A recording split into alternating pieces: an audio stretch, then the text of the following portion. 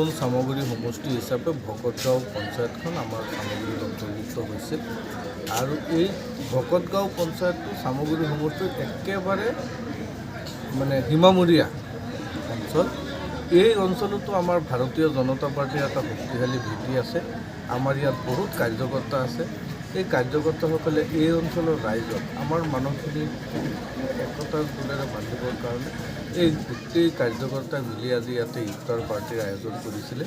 আমাকো ইয়াতে আমন্ত্ৰণ জনাইছে, আমিও আহিছোঁ। আমিও আমাৰ কৰ্মী কৰ্তাসকলৰ লগত একেলগে সকলোৱে বহি ইফতাৰ কৰিলোঁ। সকলোৱে যাতে ভৱিষ্যতৰ দিনবিলাক আমাৰ সমাজখনৰ কাৰণে ভাল হয়, আল্লাহৰ ওচৰত ভগৱানৰ ওচৰত ইফতাৰৰ সময়ত তাৰি প্ৰাৰ্থনা জনাইছোঁ।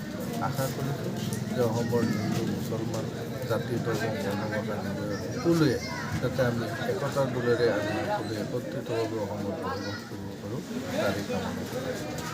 এইখিনিতে আপোনাক বেলেগ এটা প্ৰশ্ন সুধোঁ। আমাৰ এতিয়া এইটো এটা ত্যাগ আৰু সংযমৰ মাহ, কিন্তু আমাৰ শামছুল হুদা নামৰ যিজন MLA এনেকুৱা এটা পৰিৱেশৰ সৃষ্টি কৰিলে দুদিনমান পূৰ্বে, এই সম্পৰ্কত আপোনাৰ মতামত কি হ'ব?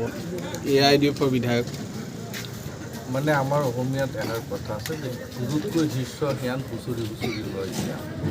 এই শামছুল হুদা যিটো দলৰ প্ৰতিনিধিত্ব কৰিছে, সেই দলৰ যিজন চুপ্ৰিমো, সেই চুপ্ৰিমোজনৰ বিষয়ে আপোনালোকে নিশ্চয় দেখিছে জানিছে।